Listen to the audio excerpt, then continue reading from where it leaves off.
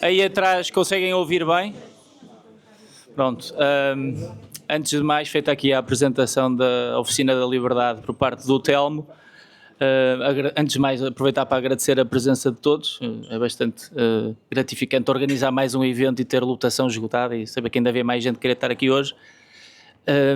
E pronto, e no fundo também aproveitar para agradecer ao Torreão pela disponibilidade na organização deste evento. Para quem não conhece o Torreão, sugiro que pesquisem brevemente, é um projeto de reinserção social muito bom.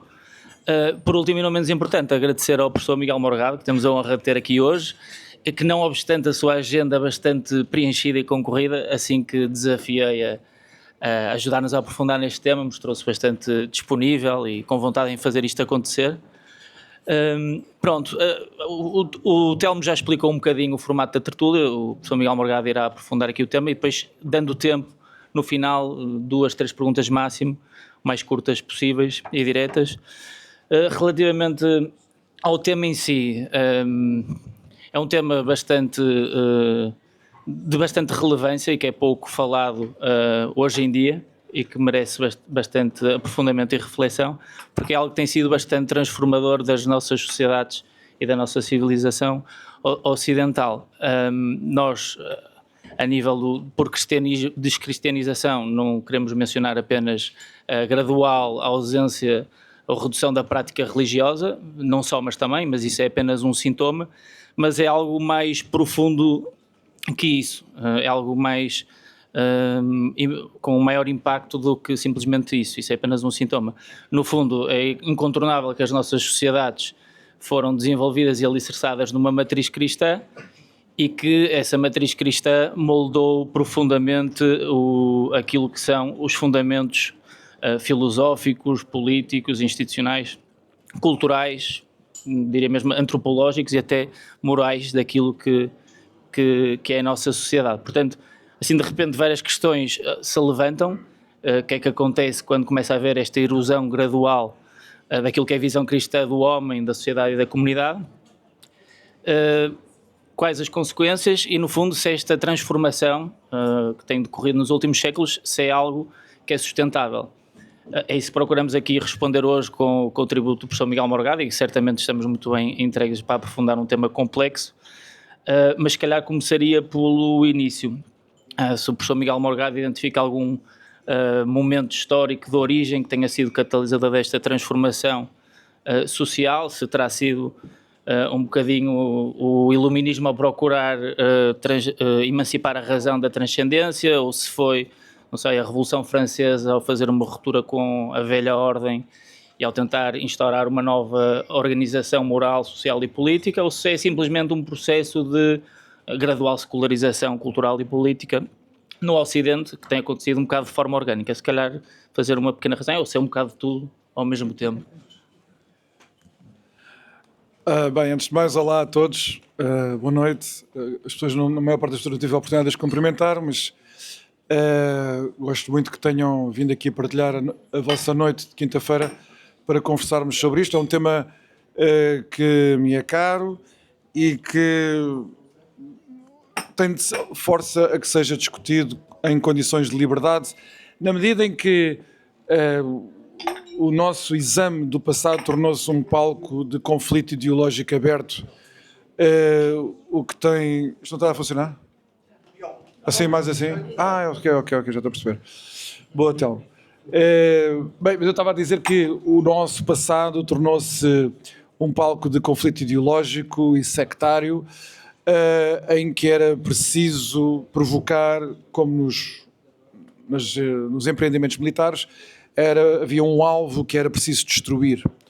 E, portanto, antes de responder à pergunta do Abel, é preciso ver que houve, desde há vários séculos, há um projeto político e intelectual de eliminação do cristianismo e depois com várias alternativas do que é que poderia substituir o cristianismo. E nós somos, em grande medida, hoje, em 2026, somos, em grande medida, produto desse conflito, dessa guerra que foi travada contra o cristianismo e da posição defensiva que o cristianismo, desde então, assumiu. Portanto, o cristianismo é uma parte envolvida nesta derrota que, por assim dizer, não evitou e a partir de certa altura passou a desejar.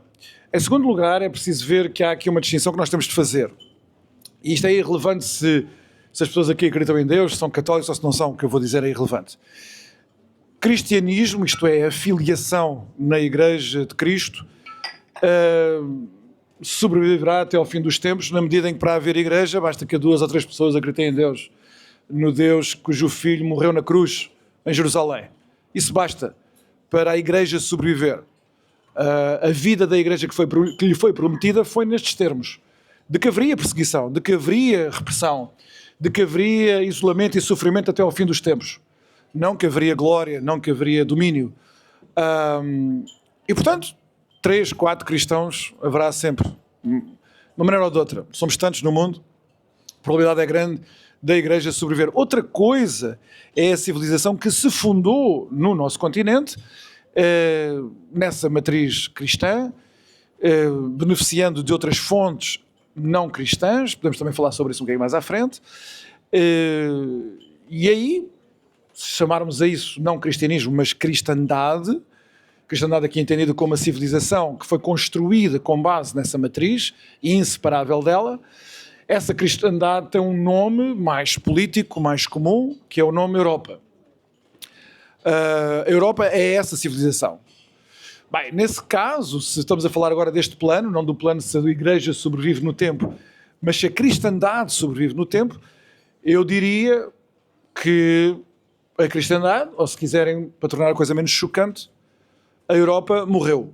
Ela morreu e não vai ser ressuscitada, certamente não no nosso tempo de vida, e portanto os desafios que nós podemos abordar, se quiserem, na nossa conversa, sobre o que é que vai substituir a Europa,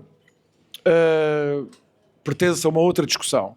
Para responder à pergunta do Abel, qual foi o acontecimento que, no fundo, iniciou esta corrida, que se traduziu depois mais tarde numa guerra aberta, para eliminar o cristianismo da vida dos europeus e, portanto, por essa via, destruir a própria civilização europeia? Para substituí-la por outra, evidentemente. Isto não foi feito com um propósito maligno de arrasar tudo. Alguns cristãos e católicos que eu conheço acham que se o catolicismo desaparecer das nossas vidas, que haverá roubos e violações nas ruas, as pessoas todas a matarem-se umas às outras. Isso não vai acontecer. Isso não vai acontecer. Havia um mundo civilizado antes de haver cristianismo e haverá um mundo civilizado depois do cristianismo. Que mundo será esse? É uma coisa que nós podemos discutir. O que é que seria o mundo europeu pós-cristão? Podemos discutir isso. Mas para tentar responder à pergunta do Abel, uma pergunta complicada que envolveu sempre muita discussão, muitas teorias da conspiração também, século XVII, século XVIII, muitas teorias da conspiração à volta disto, portanto estão a ver que a história é muito antiga. Qual é a versão, se eu tivesse que escolher das várias versões que estão disponíveis, grandes figuras que escolheram este, foi o momento em que isto virou. Eu, apesar de tudo, escolheria o momento paradoxal. Talvez por isso seja mais interessante para provocar e para proporcionar aqui um paradoxo que nos obriga a pensar um bocadinho mais. O momento de viragem foi a Reforma Protestante. E a malta vai pensar, mas é um absurdo porque a Reforma Protestante é um acontecimento de revitalização do cristianismo e que fez exportar o cristianismo com uma particular vida para outras fronteiras.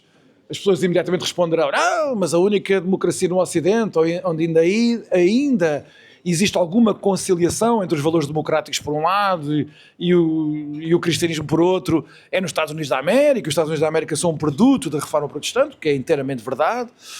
Há todos esses contra-exemplos e contra-argumentos a avançar. Mas reparem que houve um tipo particularmente inteligente, particularmente incisivo, e uma alma particularmente livre, para citar ali o nosso Telmo, livre das tentações da corte, embora ele pertencesse a uma corte autêntica, não em sentido metafórico. Um homem que foi muito maltratado, vilipendiado no século XX, chamaram-lhe tudo e continuam a chamar. E eu, enfim, por razões profissionais, não interessa, tive que voltar a estudar com profundidade e afinco, o que aumentou ainda mais a minha admiração, que era uma admiração que já vinha de há 20 e tal anos. Este homem chama-se Joseph de Maistre, Provavelmente vocês já ouviram falar no nome. Aparece sempre rotulado como um terrível reacionário, um homem um fanático do trono e do altar. Na verdade, ele era infinitamente mais subtil do que isso e particularmente interessante. E ele diz que, de facto, isto tudo virou na altura da Reforma Protestante e com boas razões. Ele podia dizê-lo e, no entanto, não ter boas razões. Mas a razão basicamente é esta. Reparem, o que é a Reforma Protestante no seu momento luterano e depois em todas as reverberações que teve lá mais para a frente. Lutero basicamente diz assim: nós já não aceitamos a autoridade do Papa. É isso que Lutero vai dizer. Nós não aceitamos a autoridade do Papa.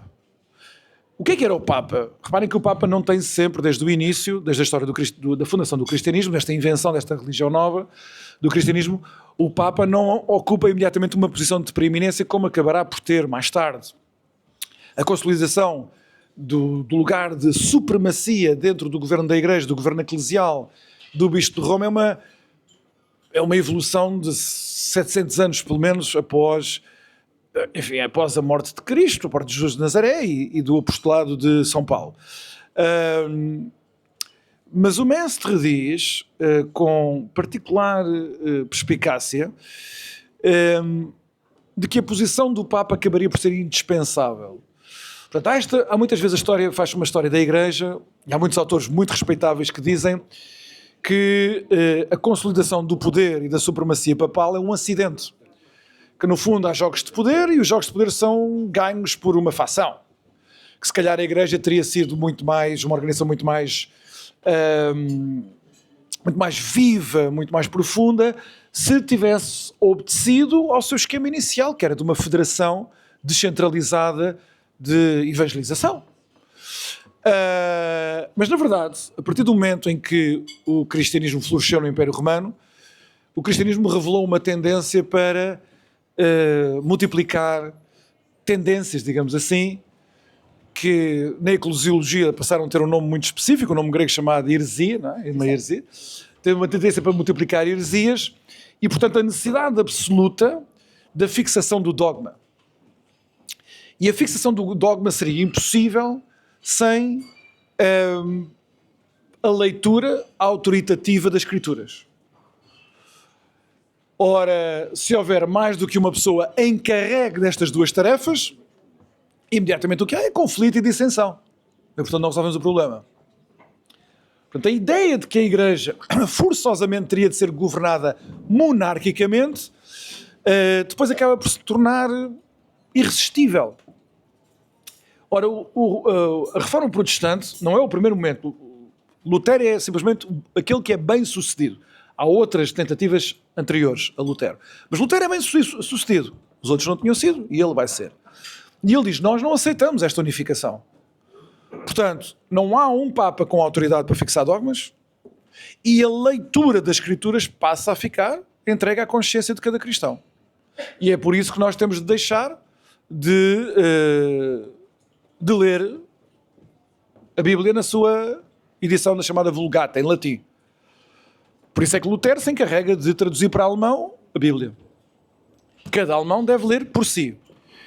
Ora vejam, isto significa que o que Lutero acaba por fazer é o princípio de unidade da Igreja desaparece. Ele desaparece com o Papa, com a extinção do papado, que acaba por não acontecer, pelo menos no sul da Europa, mas com a extinção do papado isso significaria a anulação do princípio de unidade da Igreja. Com a anulação da preeminência do latim, a mesma coisa. O latim era a língua universal para muitas coisas, mas certamente para evangelizar. O cristão tinha acesso à mesma liturgia em qualquer parte do mundo. Porquê? Porque a língua da liturgia era a mesma para toda a gente. E na medida em que a civilização europeia se tinha constituído em torno de uma matriz cristã que levou séculos a consolidar, e se quiserem ver isto de uma perspectiva mais adversa, a ossificar, então a partir do momento em que nós retiramos o princípio de unificação desta coisa toda, isto é uma fratura da família cristã, uma fratura dentro da Igreja e, por arrastamento, uma fratura também da civilização europeia. É verdade que quase coetâneos, quase contemporâneos de Lutero vão ocorrer vai ocorrer sobretudo uma grande revolução. Portanto, elas parece que são gêmeas, estão a ver? Elas nascem ao mesmo tempo, embora elas não tenham uma relação tão estreita quanto se poderia supor. Mas, na verdade, é no século XVI também que há uma grande revolução. Esta não é uma revolução teológica, não é uma revolução feita em nome da nossa relação com o divino, mas uma revolução puramente intelectual. E uma revolução que começa por ser uma revolução na filosofia política, portanto, na orientação política dos povos europeus, que imediatamente contagia, para um processo interessante, que imediatamente contagia os cientistas, a revolução científica. Portanto, há aqui 3 revoluções, se quiserem, que são quase todas elas contemporâneas, que vão mudar tudo. A fratura religiosa, da Reforma Protestante, a revolução na filosofia política e a revolução científica. Estas últimas 2, e eu não quero estar a alongar agora a resposta, nunca mais temos aqui, mas estas últimas 2 revoluções vão ser feitas designando, tal como a Reforma Protestante tinha designado o seu inimigo, portanto, são revoluções que se fazem para destruir um inimigo. No caso de Lutero, o inimigo é o papado. É o Papa. Muito bem, é preciso destruir o papado, a autoridade do papado. No caso das outras 2 revoluções, na revolução política, da revolução da filosofia política e na revolução científica, digamos assim, a ideia também é destruir a autoridade de outras autoridades. Portanto, veja, é como se a civilização europeia tivesse crescido debaixo da sombra de um conjunto de autoridades, e autoridades aqui no sentido de serem as sedes do enunciado daquilo que é verdadeiro para as nossas vidas, tanto as nossas vidas cotidianas, como para a nossa vida política, como a nossa relação com o divino. Nós vivemos à sombra dessas autoridades e a partir do século XVI essas autoridades são vistas como as inimigas e têm que ser destruídas. E na verdade foram-no, com grande sucesso. Quais são então os adversários ou os inimigos, é melhor dizer assim, os inimigos das outras 2 revoluções? Vejam, em grande medida é destruir a autoridade na filosofia política de Platão e de todos os seus discípulos. Podemos discutir isso também porquê. E na Revolução Científica é discutir a autoridade de Aristóteles, que era, se quiserem, o cientista por excelência até ao século XVI. E isso lançou o mundo numa trajetória histórica que desembocou em nós, naquilo que nós somos hoje. Do lado da filosofia política, a transformação liberal-democrática, de que nós somos produto, e a revolução científica na transformação tecnológica do mundo e na transformação económica do mundo, com uma forma económica moderna de organizar a produção e o consumo das coisas, que levou ao estado de abundância em que vivemos hoje, por contraponto à condição de radical escassez e miséria em que a humanidade tinha vivido durante todos os milénios desde que existe civilização humana. Portanto, vejam, houve um mundo alternativo que foi pensado ao mundo europeu cristão. Que mundo seria esse? Vejam, só para acabar a resposta. O mundo sem a autoridade dos padres, sem a autoridade das igrejas e sem a autoridade dos padres, portanto, imediatamente emerge a questão dos direitos da consciência e da tolerância religiosa, mas a tolerância religiosa pode ser ainda pensada nos termos de uma sociedade onde a religião ainda é o princípio organizador de toda a sociedade, e o projeto moderno não é esse. O projeto moderno é onde a religião é um assunto meramente privado da escolha subjetiva que pode, portanto, ser dispensado da vida coletiva dos povos. Portanto, esse é o projeto europeu. Vai desembocar na soberania popular, que por sua vez constituirá a democracia moderna tal como nós a temos hoje, através da Revolução Francesa, da Revolução Americana, todos estes desenvolvimentos. E na Constituição, talvez este seja então o aspecto ainda mais importante, na Constituição de uma nova entidade, do único agente histórico reconhecível e que deve ser protegido pelo poder político e revestido de uma soberania moral, que é o indivíduo. Portanto, o indivíduo é inventado a partir daqui.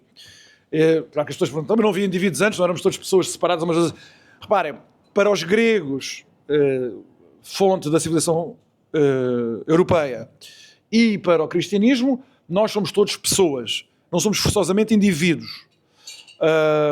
Qual é a diferença entre uma coisa e outra?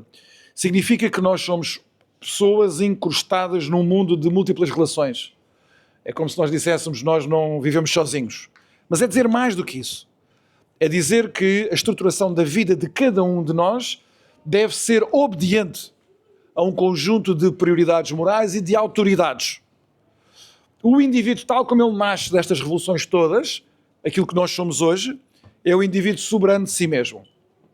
O indivíduo soberano de si mesmo é uma expressão que eu gosto, que eu inventei, não sei se é mais adequada ou não, mas que eu sempre gostei, porque proporciona também, aqui já agora, estas coisas vêm todas umas atrás das outras, proporciona a possibilidade de, se o vocabulário moral e político praticamente inteiro que nós temos é herdado dos gregos e do cristianismo, há duas ou três noções fundamentais que foram inventadas pelos modernos. E uma delas é o indivíduo e a outra é a soberania. Por isso é que eu gosto de dizer que o indivíduo é o soberano de si mesmo. Então um indivíduo que se autodetermina sem prestar contas a ninguém. Não depende de nenhuma autoridade e é, por assim dizer, juiz do seu próprio destino, e esse destino deve obedecer apenas às minhas determinações subjetivas, sem prestar contas a ninguém. E a partir daqui nós percebemos que o mundo alternativo que estava pensado é um mundo onde o cristianismo é adversarial a este projeto. Isto é apresentado como o cristianismo é incompatível com a instauração de um mundo deste tipo, e a partir de dada altura podemos falar também sobre isso, mais a partir do final do século XIX e sobretudo no nosso século XX, e sobretudo com a aceleração na Europa pós-hitleriana, pós-Auschwitz, pós-Segunda Guerra Mundial, em que o cristianismo é esquecível. Já não é questão de ser importante, mas incompatível. Temível, por isso temos que o combater. Não, ele já nem sequer existe. Não faz diferença. A sua ausência não faz diferença. Como alguém disse em França, tipo também esperto nestas coisas, o Gaucher, o cristianismo como a religião da saída da religião. É a religião que prepara a sociedade para evacuarmos a religião da nossa trajetória histórica. Pronto, então neste sentido, na medida em que estas três revoluções triunfaram, se elas triunfaram, os seus inimigos morreram. E nessa medida, a cristandade, lembra-se da primeira distinção que eu propus, a cristandade morreu, e com ela, a Europa fundada nessa cristandade morreu também. Só temos um microfone. Nada. Antes de mais, foi uma resposta bastante... Primeiro, não estava à espera que identificasse a reforma protestante e foi uma resposta bastante pessimista. Quando estava a organizar esta tertúlia, a Teresa Nogueira Pinto até comentou comigo, de forma bastante otimista, que achava que o tema devia ser recristianização do Ocidente, porque precisamente em muitos países protestantes, como no Reino Unido, nos Estados Unidos, os jovens estão a converter-se ao catolicismo. A nível estatístico, nos jovens tem havido um número significativo.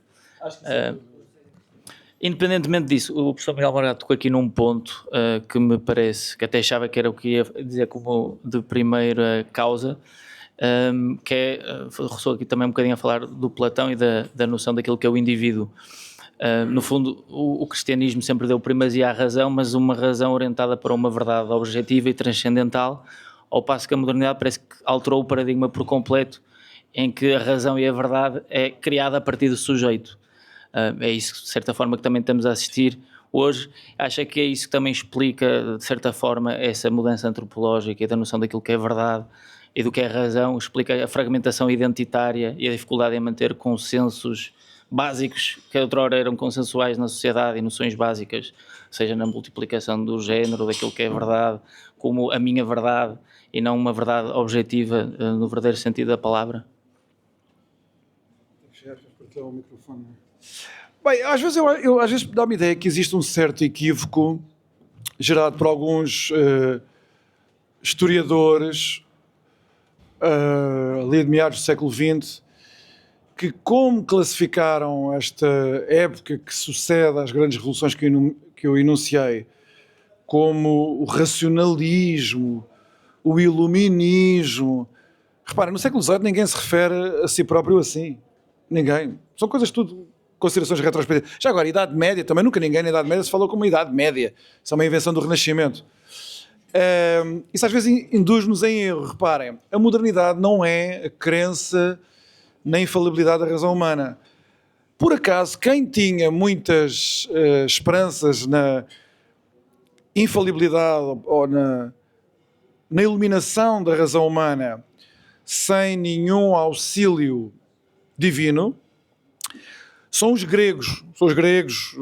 Enfim, os gregos, é melhor dizer, os atenienses do século V, do século IV a.C. Aí é que há uma esperança na decifragem do mundo e do ser através da razão, quase, como hoje nós diríamos, quase infantil, não é? Os modernos fazem outra coisa.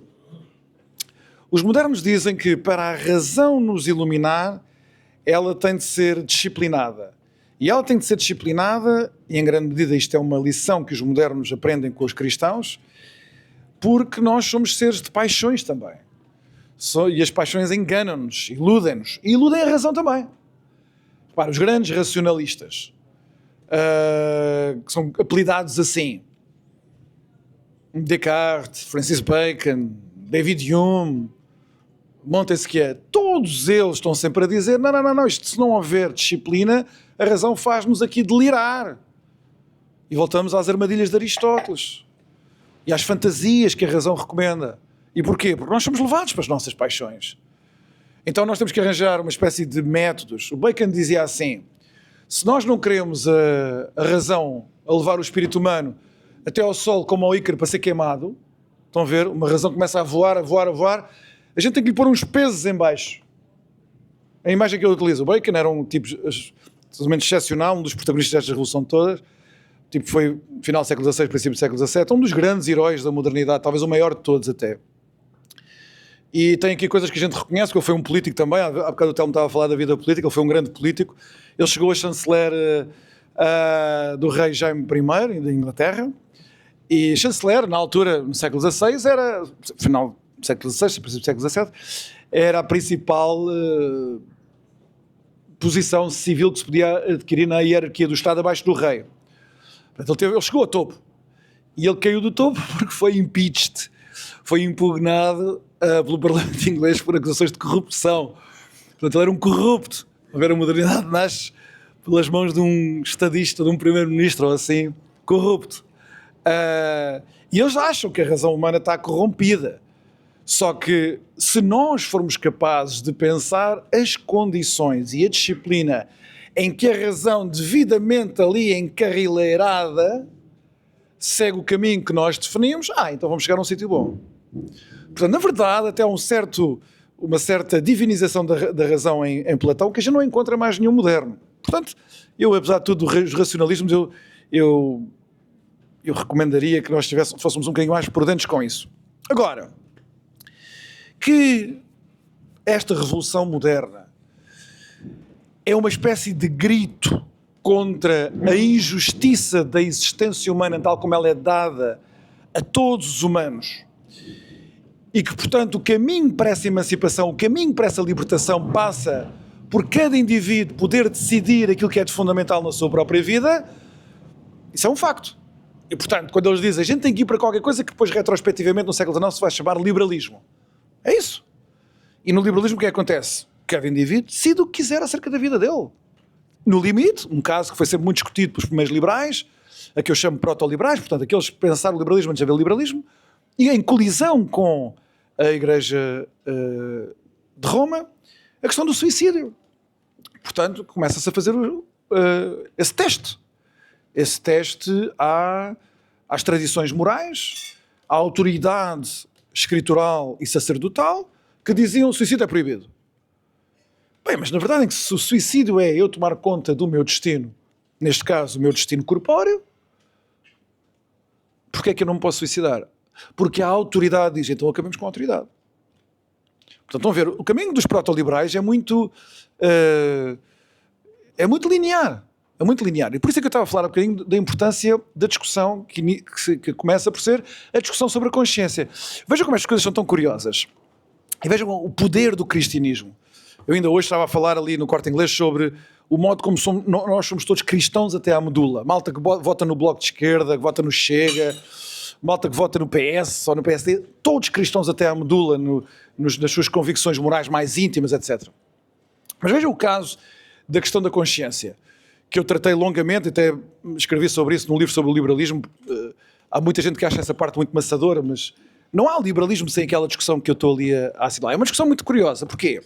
Em primeiro lugar, os proto-liberais vão procurar um reduto que nós agora chamamos de subjetividade, indivíduo, não sei o quê. Não havia essa linguagem no final do século XVI. E a linguagem que estava disponível, claro, não havia outra, era a linguagem cristã.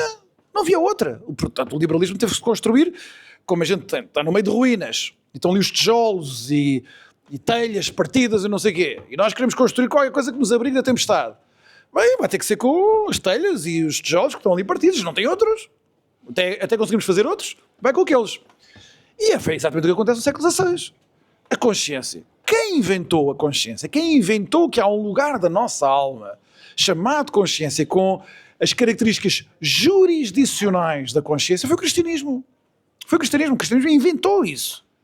Não há vestígio de mais nada que remotamente seja parecido à consciência em nenhuma outra cultura. Os cristãos inventaram isso. Mas a consciência tem aqui um grande problema. É que reparem, os cristãos dizem assim, se a consciência é o tribunal onde simultaneamente reside uma testemunha de todos os nossos atos, portanto nós nunca estamos sós, não é? Essa é a ideia do indivíduo. No indivíduo nós podemos estar sós. Mas no conceito de pessoa cristã, e em grande medida dos gregos também, mas isso é outra discussão, nós nunca estamos sós. Por exemplo, o Nietzsche até diz isso, tem um aforismo muito interessante, que ele diz, isso é uma obscenidade. Então, nós vamos à casa de banho fazer aquelas coisas e está lá alguém ao pé. Está sempre alguém lá ao nosso lado. Alguém ao nosso lado. Aqui na consciência. Em que é simultaneamente testemunha de tudo o que nós fazemos, de tudo o que fazemos bem e o que fazemos mal. Mas também, reparem, procurador e juiz. Está lá tudo, não é? Por isso que nós aqui é um órgão jurisdicional interno. E nós dizemos assim, o cristão diz assim, um cristão pré-século XVI, diz assim, bem, mas a consciência determina algo. A consciência repreende-te quando tu fazes coisas mal, não é? Ora bem, de onde é que vem a fonte dessa repreensão? Vem da nossa ligação ao divino. Muito bem, ok. Mas, imediatamente aparecem as objeções. Então, e o assassino que mata o vizinho do lado e vai dormir descansado? Isso já havia no século III, no século III, ou no século V, ou no século X, já havia, claro que havia. Assassinos e violadores e ladrões e mentirosos de consciência tranquila, claro que havia.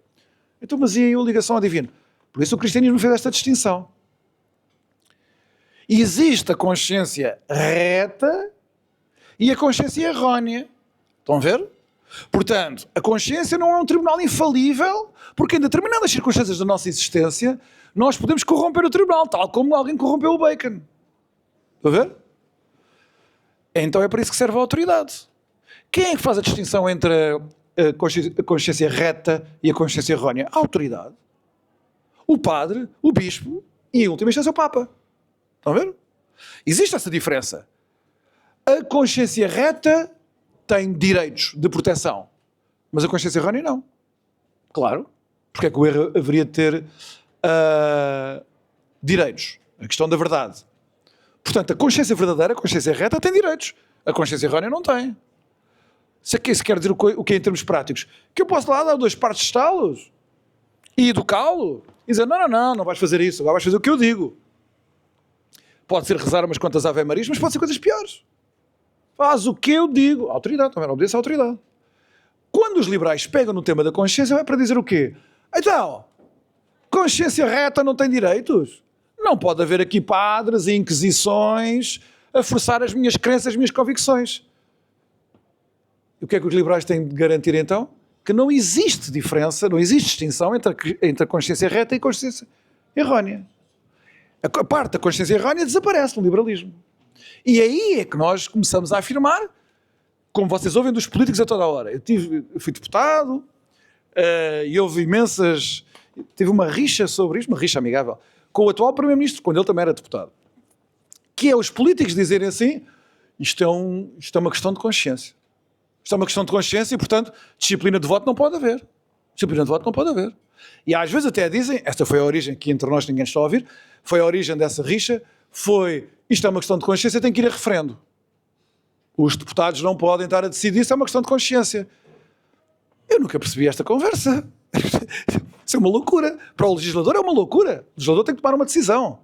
Agora vejam, o que é que significa ser uma questão de consciência? É a minha crença, gostes ou não. É a minha consciência, gostes ou não.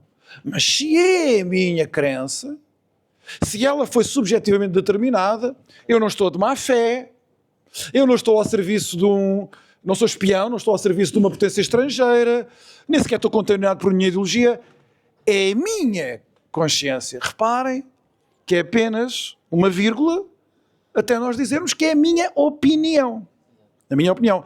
Isto para chegar a uma longa resposta, para chegar aqui a um ponto que os gregos nos alertaram desde o início. Que existe uma diferença entre aquilo que é verdadeiro e a opinião. E que, portanto, parte do nosso esclarecimento sobre as coisas fundamentais é precisamente nós nos erguermos daquilo que é mera opinião para aquilo que transcende essa particularidade e essa insuficiência. Mas para isso, como nós aprendemos na alegoria da caverna da República de Platão, precisamos de alguém que nos arraste pelos cabelos para fora da caverna. E como Sócrates explica na alegoria da caverna, a malta não vai gostar. A malta não vai gostar. O liberalismo diz assim, não, nós não queremos viver num mundo destes. Não. Porquê? Porque isto vai dar a todo o tipo de abusos de poder. Todo o tipo de abusos de poder. Portanto, a constituição da subjetividade é a esfera que tem de ser inventada pelos proto-liberais para construir, alicerçar aquilo que nós hoje chamamos um regime de liberdades. E, de facto, estes proto-liberais não eram umas bestas. A partir daqui, como os cristãos perceberam na altura, há uma incompatibilidade entre os direitos da consciência subjetiva e a ordem do cristianismo. Elas não se conciliam. E se vocês não acreditam em mim, leiam os sílabos do Papa Pio IX. Repare, o Papa Pio IX não foi no século XI, século XII. Foi na década de 60 do século XIX. Foi há 150 anos. Alguns dos nossos bisavós que já estavam vivos nessa altura, não foi assim há tanto tempo. E aí é declarado que a incompatibilidade é total. Total. Portanto, estão a ver, nós estamos mesmo a enfrentar uma fratura de duas propostas de mundos alternativos que muita gente boa tentou conciliar de um lado e do outro, do lado do cristianismo e do lado do liberalismo no sentido lato do termo, tentaram conciliar. Mas essa conciliação é tudo menos fácil. Só que agora nós chegamos a um ponto onde essa conciliação já faz parte de um debate do passado. Porquê? Porque o outro interlocutor desapareceu. O outro interlocutor já não existe. A cristandade já não existe.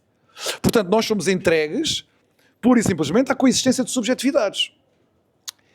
E é por isso que, por utilizar uma expressão muito certeira, aquilo que define o horizonte ético-político do nosso tempo na Europa é, vou utilizar uma expressão que não é minha, uma vacuidade substancial, em que nós tivemos que nos despir e desintegrar de tudo o que era concreto deste legado que ainda provocava estas fraturas, que ainda provocava esta tensão.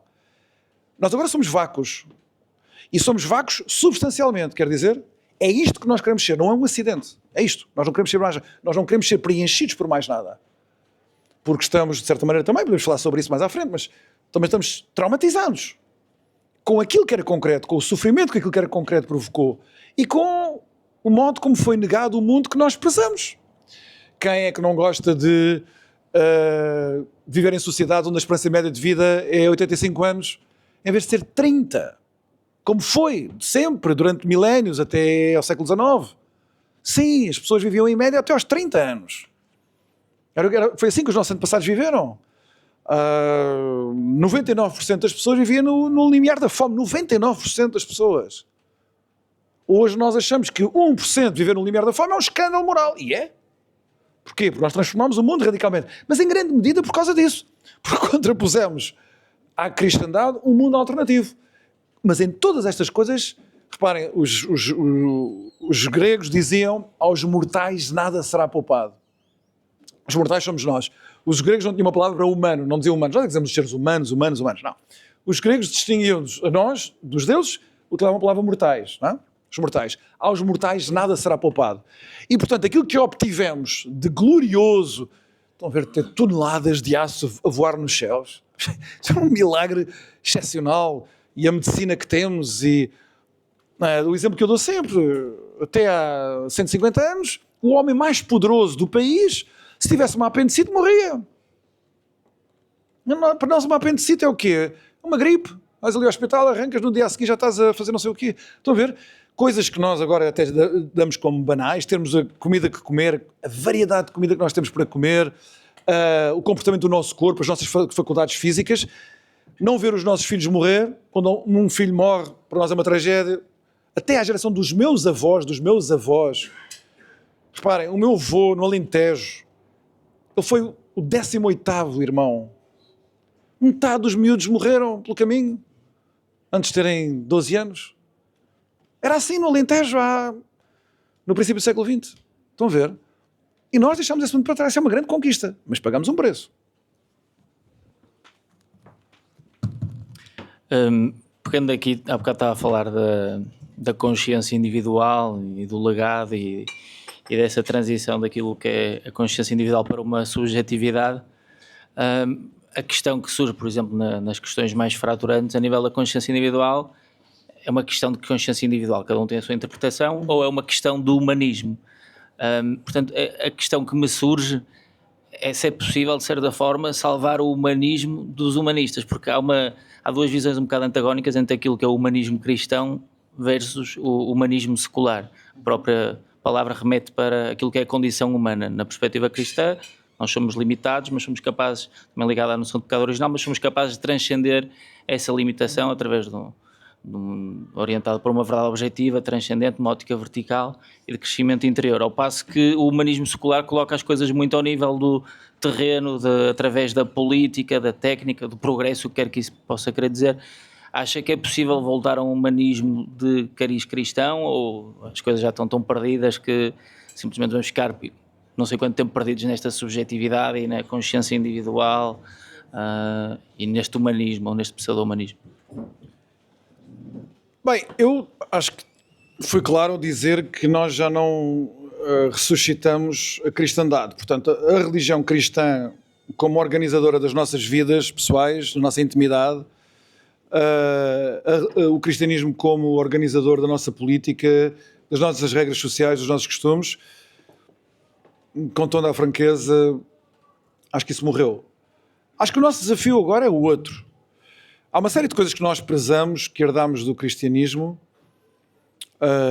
algumas coisas em comum que temos com as sociedades liberais, muito importantes, uma ideia de liberdade, de igualdade, as conquistas que fizemos nesses planos todos, dos direitos, etc. Na verdade, eles brotaram de raízes que agora secaram, porque nós arrancámos essas raízes do terreno fértil onde elas tinham desenvolvido. Portanto, parece-me que nós vivemos numa época de inércia histórica, onde existe este consenso todo à volta de determinadas regras morais, e existe mesmo. Esta ideia, desde logo, que nós somos todos sujeitos de direitos, somos protegidos moralmente pelo equipamento moral dos direitos, que é uma ideia cristã na sua origem, ela é consensual, ela parece ser irresistível, mas se for verdade que ela tem estas raízes neste terreno histórico tão preciso e agora nós removemos esta planta e as suas respectivas raízes dessa terra fértil e deixámos-la sem nada, no vácuo, então é uma questão de tempo também para a planta murchar e morrer. E a planta aqui, recordem-se desta minha metáfora desajeitada, por exemplo, ideias como a igualdade ou a igualdade dos sujeitos de direitos, por exemplo, que é absolutamente matricial para a estruturação de um regime de liberdades como nós o temos hoje. Portanto, nós vivemos sempre uma época histórica de grande perigo, quando a única base de fundamentação das nossas principais crenças é a pura inércia. É porque nós não temos ideias alternativas. Estamos bem com estas, mas precisarmos de justificar, ficamos aflitos. Porquê? Porque a sua fonte fundamental já desapareceu. Nós já não acreditamos nela. Estão a ver? Portanto, sendo verdade que o diagnóstico de que nós tínhamos destruído o cristianismo na Europa, diagnóstico feito logo no século XIX, como é que 150 anos depois ainda estamos a ter esta conversa? Bem, por esse efeito de inércia. E um efeito de inércia que agora até foi acelerado com o trauma de Auschwitz da Segunda Guerra Mundial, da chamada Europa pós-hitleriana. Mas há muitos processos históricos que depois têm uma aceleração para um confronto com o muro, por assim dizer, muito súbito. Então nós temos que nos preparar para isso. Eu não julgo que seja possível reconstruir religiões, porque é isso que estamos a falar.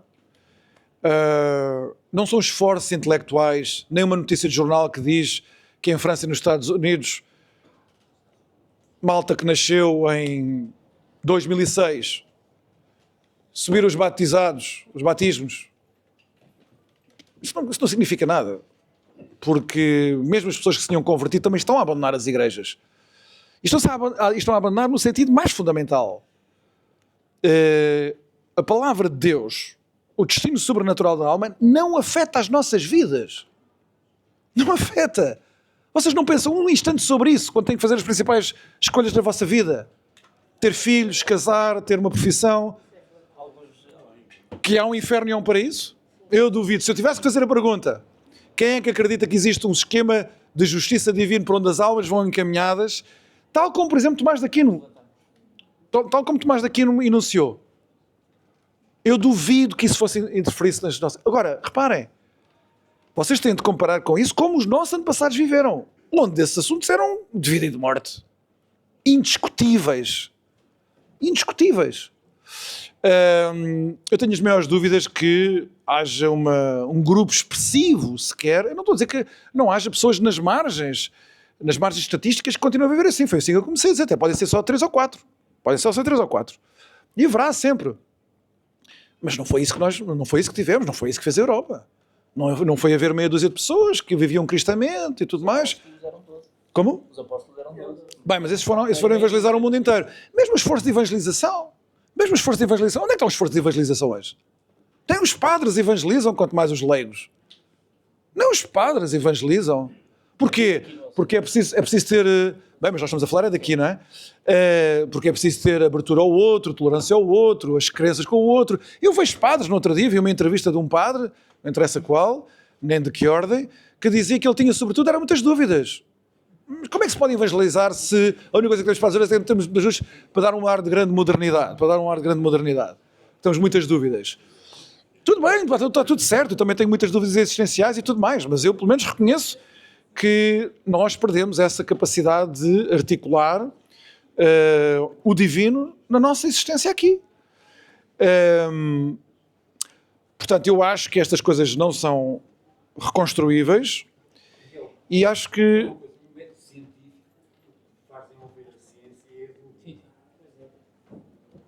Não é só no método científico. Não é só o método científico. Enfim, a própria constituição da ideia de indivíduo... No cristianismo o quê? Também a dúvida também tem que existir. Bem, a dúvida sobre a existência de Deus é capaz de ser dinamitadora de qualquer crença cristã, não é? E o meu ponto é esse. Vocês vejam as estatísticas que fazem sobre se as pessoas acreditam em Deus, se as pessoas acreditam que a alma é imortal. Há várias estatísticas sobre isso. Em França, em Inglaterra, nos Estados Unidos. Se calhar ficariam surpreendidos com os números das respostas. E posso resumir, a esmagadora maioria não acredita que Deus existe. Bem, pode haver dúvidas sobre muitas coisas, mas se nós duvidamos que existe um Deus redentor da humanidade, podemos estar em muitos planos. Podemos ser pessoas profundíssimas e boas pessoas. Nós estamos no plano do cristianismo, muito menos da cristandade. Reparem, nenhuma civilização se funda com base em dúvidas. Nenhuma. Isso é uma ilusão completa. E até vos digo mais. A razão por que na Europa atualmente nós não temos nenhuma noção do nosso destino histórico é porque, ao contrário dos chineses, dos indianos, da malta da Arábia Saudita, que sabe quem é e, portanto, consegue definir o que é o destino histórico. Se o que nós temos são dúvidas, se nós a única coisa que podemos exprimir são dúvidas, então estamos na primeira posição cética, em cima do qual o liberalismo se construiu no século XVI, século XVII, claro, o ponto era esse. Mas isso é um mundo completamente diferente do cristianismo e foi o mundo que nós construímos. Este tema quase que dava para um seminário, mais do que uma tertúlia, mas já são 11h30, se calhar passamos para a parte das perguntas. Não sei. Se calhar aqui. Eu queria cumprimentar o professor Miguel Morgado e queria dizer que sintonizei imensas coisas consigo na sua reflexão, mas desintonizei e estou em desintonia com outras. Tendo a concordar quando diz eu estou convencido que, mas quando diz tenho a certeza que, nomeadamente em relação ao seu auditório, tenho a certeza que se fôssemos saber, isto é, sintonizo mais com as dúvidas e queria colocar, sintonizo, exatamente, responde, mas sintonizo mais com as dúvidas porque estou convicto que as pessoas, as dúvidas é um aspecto da realidade, mas que coexiste com convicções profundas, ou declaradas, ou assumidas, ou não assumidas, mas que estão lá. Mas, digamos, isso é uma matéria... Eu queria, sobretudo, alertá-lo para uma coisa que acho que esqueceu-se de Joseph de Maistre, do princípio da sua alusão. Foi uma alusão que fez depois... E eu queria reintroduzir o Joseph de Maistre, porque falou, e bem, eu concordo, nem sequer eu acho que não é uma trouvaille muito recente, a ideia de que o Lutero, com a sua rebelião com o extremo subjetivismo, está no arranque de toda a evolução subsequente, que nos vai levar à própria subjetividade do romantismo e do liberalismo, etc., que no fundo está na raiz das nossas subjetividades, que são eternas, ao fim e ao cabo. Mas o que eu queria, sobretudo, colocar é a ênfase que realmente se começa a pôr e a colocar na razão, e o último fruto, digamos, dessa ênfase, que é nós julgarmos que podemos autodeterminarmos-nos em relação a tudo o que nos rodeia, desde logo determinar do ponto zero, da estaca zero, um país, fazendo uma Constituição como se ele não tivesse uma história milenar para trás. E aí entra o Joseph de Maistre. O Joseph de Maistre justamente vai mostrar que nós não podemos partir do zero, uma vez que a história conta. A história já nos condicionou até nas perguntas e no questionamento que estamos a fazer. Portanto, eu o que queria colocar-lhe como questão, para não me alongar e também não começar a fazer considerações, era sobretudo isto. O que está em causa, parece-me, é o excesso de uma razão que deixa de perceber-se como ela própria produto da biologia. E, portanto, não pode escolher se é homem, ser mulher, ou ser animal, ou ser outra coisa qualquer, como um país que pode suicidar-se, se quiser. Um país também se pode suicidar, mas que tem condições como o nosso de sobreviver 900 anos e de ultrapassar as suas próprias dificuldades. E, portanto, o que eu queria chamar a atenção é para o aspecto objetivo e para as limitações da liberdade, digamos assim, da autodeterminação. Nós temos que assentar como axioma base, como aquele que é o da consciência, todos temos uma voz da razão que está inscrita na própria consciência e nos diz em cada momento o que é que fazemos e o que é que não devemos fazer, o que é que devemos ou não devemos fazer. Além de termos isso, temos também a própria voz da consciência funciona racionalmente. E a razão nunca pode ser o único elemento a ter em conta e deve ser sempre compatibilizada, nomeadamente com aquilo que nós hoje consideramos os dados objetivos herdados, recebidos. O condicionamento do meio, o condicionamento genético, tudo isso. E, portanto, eu acho que a lógica, sobretudo extremada, da autodeterminação, que é mais ou menos a balela em que nós vemos as pessoas caírem hoje, acaba por ser o último grito de uma aberração. E de uma aberração que, justamente, em vez de a pessoa se situar como limitada, e como, portanto, uma razão limitada e condicionada, nós orgulhosamente achamos que somos a razão e que temos a soberania para, usando a nossa razão como bem quisermos, a seu belo prazer, e esse é o grande equívoco que está na origem de todos os nossos males. Eu pergunto-lhe se, sobretudo fazendo apelo para o Joseph de Maistre, que põe, como alguns dos seus contemporâneos, a ênfase na necessidade de não esquecer a história, os condicionamentos herdados, o meio, a herança, as instituições do passado. Aliás, as instituições, disse uma coisa que eu concordei muito consigo. Nós tendemos a fazer das palavras, por exemplo, com o absolutismo acontece a mesma coisa, só se passa a falar de absolutismo com o liberalismo, porque os que viviam em monarquia absoluta, em Portugal, não tinham consciência de viverem numa monarquia, por exemplo, sem limites. E, portanto, é importante isso. No caso do Joseph de Maistre, ele chama sobretudo a atenção para o meio e para as condições herdadas. Portanto, era importante ter isso em conta, creio eu, e faço-lhe digamos, a pergunta se não acha que, digamos, sobretudo as nossas perplexidades civilizacionais têm a ver com isto, com a absolutização, o endeusamento dessa razão que pode justamente tudo determinar. Basicamente seria isto, seria mais complexo, levar-nos-ia mais longe. Veja-se que a partir do momento em que nós já não confiamos na capacidade racional de definirmos como é que devemos viver, isto é, saber responder à pergunta qual é a melhor vida, uma vida excelente, a vida autenticamente humana, nós não somos capazes de responder esta pergunta. É uma pergunta que quisemos sempre responder e desde que temos civilização escrita na Europa, sempre fomos à procura de responder. A dada altura o liberalismo diz que esta pergunta está mal feita. Porque cada um terá uma opinião diferente sobre o que é a melhor vida. Então, a resposta a essa pergunta só vale para cada um, só pode vincular cada um dos indivíduos. Cada um viverá a sua vida como bem entender.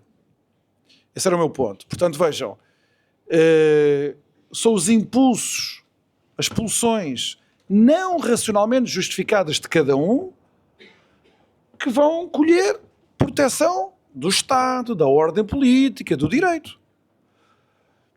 E nós, reparem, nós não temos outra maneira de pensar a liberdade. Por mais que nos custe, nós não temos outra maneira de pensar a liberdade. Isso há um problema de conciliação aí. A liberdade que o cristianismo promete não é essa liberdade. É outra, é de outro tipo. Mas eu voltaria a dizer, se nós perguntássemos, mesmo aqui nesta audiência, com que tipo de liberdade é que as pessoas se identificam, se calhar acolheriam melhor esta, em que cada um deve estar protegido para levar a sua vida o melhor possível. Quanto ao Demetre, vejam bem, os argumentos do Demetre são, na altura, na crítica à Revolução Francesa, até são bastante comuns, a crítica da Constituição escrita, até são bastante comuns, ele não é particularmente original aí, mas há um aspecto problemático do acolhimento da tradição, do passado, da memória histórica. Uma coisa é nós estarmos protegidos das aldrabices que nos querem impingir todos os dias, em que a história, o passado europeu, Portugal e dos outros países europeus, é apenas um cadastro de crimes horríveis que aqui os europeus, os homens brancos cometeram e que mais ninguém na humanidade, todos bons selvagens, todos inocentes, nunca ninguém cometeu, como colonizar, massacrar populações civis, escravizar, e só os europeus é que fizeram. Isso é tudo um chorrilho de mentiras que obedecem a uma agenda ideológica e nós devemos desprezar isso e não dar qualquer espaço nem consideração. Porque a agenda ideológica aí é tão evidente que só cai quem quer.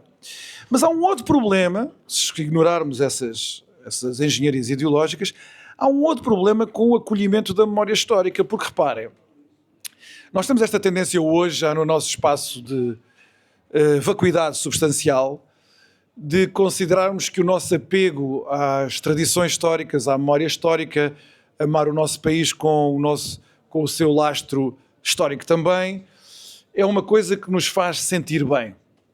É uma coisa que nos dá identidade. Para o de Mestre, o Mestre estava-se das tintas para isso. O que ele diz é que cada sociedade tem de viver, e a expressão é dele, de dogmas nacionais. Cada sociedade tem de viver de uma mitologia nacional, que não é forçosamente correspondente aos factos históricos. Todas as sociedades precisam de mitos, uns mais verdadeiros, outros menos verdadeiros. Mas esse cimento social é indispensável. E é aí que entra a continuidade histórica. É impossível construir mitos se nós dissermos começámos agora. Se começámos agora, nós sabemos, espera lá, tudo o que não for tábula rasa foi inventado por ti.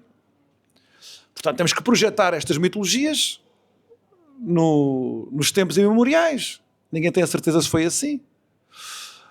De certa maneira, como alguém disse, a propósito da Revolução Francesa, um dos grandes defensores da Revolução Francesa, ao olhar para as críticas conservadoras ou reacionárias, como vocês queiram, da Revolução Francesa e desse projeto de iniciar, de fundar uma sociedade de raiz, da tábula rasa, houve um tipo muito inteligente, partidário da Revolução Francesa, que diz assim, mesmo que isso fosse verdade, a partir do momento em que a revolução é feita e que, através do processo revolucionário, se mostra como esses dogmas nacionais eram mitos falsos, que não vinculam ninguém a uma crença autêntica, já não é possível esquecer esse processo histórico. É como se nós estivéssemos a dizer, desde o momento em que nós perdemos a nossa ingenuidade originária, a ingenuidade aberta às mitologias, já não podemos voltar para trás. Já não podemos esquecer essa aprendizagem. E a partir daí nós somos iniciados a nascer e a morrer radicalmente céticos, relativamente a tudo. Até neste ponto, pessoas que fazem muitas escolhas morais e que dizem que, isto para mim a religião ainda é importante.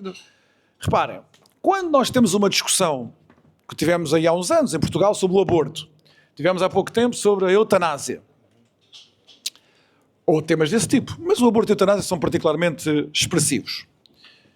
Nem a Igreja se atreve a dizer que o aborto deve ser criminalizado porque Deus não quer. Ninguém se atreve a dizer uma coisa dessas. E vocês vão pensar, alguma vez alguém disse... Durante 1900 anos foi o que se disse. O aborto deve ser criminalizado porque Deus não quer. Mas nós temos na Europa, europeus, um grande conjunto da população europeia que ainda nos dá essas respostas. E eu digo-vos quem são. Os europeus muçulmanos, os crentes, evidentemente, que são uma grande parte deles. Eles ainda dão... Uma coisa Como? é penalização, outra coisa é ser crime ou não ser crime no conceito. Pronto, mas não é esse o detalhe que estamos agora a falar. A falar que estamos a ser autorizável o aborto. Essa é que era a discussão que estava em cima da mesa. Se depois o detalhe jurídico é despenalização, enfim, não era isso que eu me estava a referir. A questão é como é que o aborto é... por exemplo, o cristianismo vem proibir várias práticas. Práticas que eram comuns no mundo mediterrâneo pré-cristão. Por exemplo, o aborto é um deles. Mas o infanticídio, o cristianismo vem proibir isso. O casamento homossexual, a união homossexual, é o cristianismo que vem proibir isso. Pronto. Ninguém diz que não deve haver casamento para pessoas do mesmo sexo, porque Deus não quer. Eu não ouvi ninguém em Portugal avançar um argumento desse. Nem o cardeal patriarca. Ou melhor, muito menos o cardeal patriarca. Portanto, os argumentos que se utilizam da voz dos cristãos são argumentos não cristãos. Argumentos porque nós já estamos persuadidos que ninguém aceita essa autoridade. Por isso, nós estamos às vezes tão metidos no modo como a nossa ordem evoluiu, que nós julgamos que a única maneira de viver é numa religião de saída da religião. Mas não é verdade. Basta irmos frequentar os nossos países vizinhos muçulmanos, onde a autoridade de Deus e dos juristas, enfim, quer estamos a falar da Shia, quer estamos a falar da Sunna, agora não interessa, vamos estar agora a fazer essa distinção, em que as coisas são como são porque é a vontade de Deus. Bem, na Europa foi assim durante 1600 anos, 1500 anos. Nós já não somos capazes de viver assim. E nós temos que pensar, porquê? E a resposta foi dada no final do século XIX por pessoas eminentíssimas que perceberam a transformação que estava a ocorrer. Uma transformação que é produto das três revoluções que nós vimos. Que os europeus mataram Deus. Foi a expressão que é utilizada. Deus morreu porque os europeus o mataram. E agora nós vivemos num mundo despovoado de deuses. O que eu queria dizer há pouco é que nunca existem vazios deste tipo.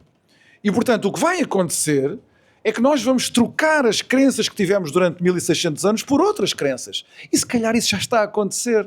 Há muita gente que está a analisar, por exemplo, a adesão, sobretudo da juventude, devocional à causa ambientalista. Não é dizer que não existem alterações climáticas. As alterações climáticas existem, como é evidente, mas não é esse o ponto. É dizer às tantas que não é para salvar a humanidade que nós devemos corrigir os nossos comportamentos ou investir mais nas energias renováveis. Não, é para salvar o planeta. Pronto, reparem, isso já reflete uma estrutura de crença de substituição relativamente ao que nós tínhamos. E isso, enfim, podemos ser colonizados por outras religiões. Isso também aconteceu no passado. O cristianismo também colonizou outras regiões que tinham as suas próprias religiões. Isso acontece. O que eu estou a dizer é que este espaço ou este momento de transição de vacuidade, ele vai ser preenchido.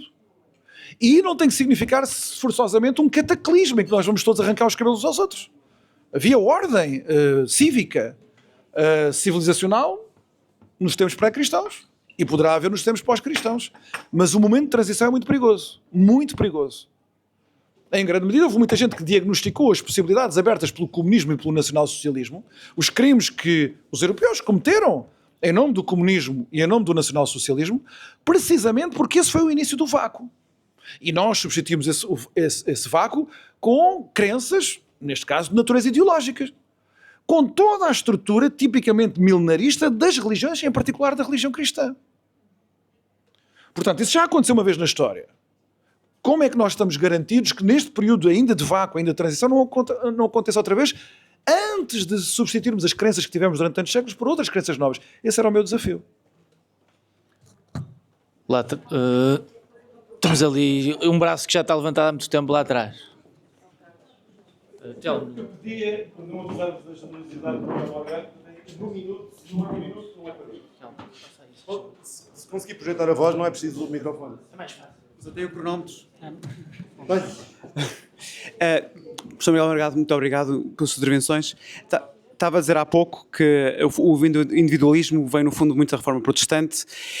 O individualismo, como vindo da reforma protestante, e nós temos assistido no século XX, ainda neste século, a fenómenos de coletivismo e de grande relativismo moral, em que, no fundo, enfim, parece que tudo vale e não há, no fundo, uma verdade, e em que o indivíduo, no fundo, também é afastado e perde perante a comunidade e as pessoas são identificadas mais por uma categoria, por uma pertença a um certo grupo. Paradoxalmente, não poderá ser ter o cristianismo um certo refúgio para revoltar a um certo individualismo de outra forma, em que a pessoa vale por si e permite uma certa estabilidade e um certo sentido à pessoa, ao contrário de outros fenómenos que temos assistido e desse caos relativista em que nos metemos, e não poderá estar aí, de certa forma, a justificar. Eu sei que relativizou alguma maior curiosidade e aproximação das gerações mais novas do cristianismo. Enfim, poderá ser o cristianismo esse último reduto? Fica o desafio. Juntamos mais uma pergunta. De levantar. Olá, boa noite. Estão a ouvir aí no fundo? Consegue ouvir? Esqueça o microfone. Sim, ok. Fala alto. Então é mais fácil. Assim, eu acho que ouvi uma frase dizendo que o antibiótico substituiu a esmola da igreja e derrubou muitos santos. Portanto, o maior desafio da igreja, das igrejas cristãs em relação à humanidade é precisamente o sucesso da humanidade e da ciência. A igreja não se soube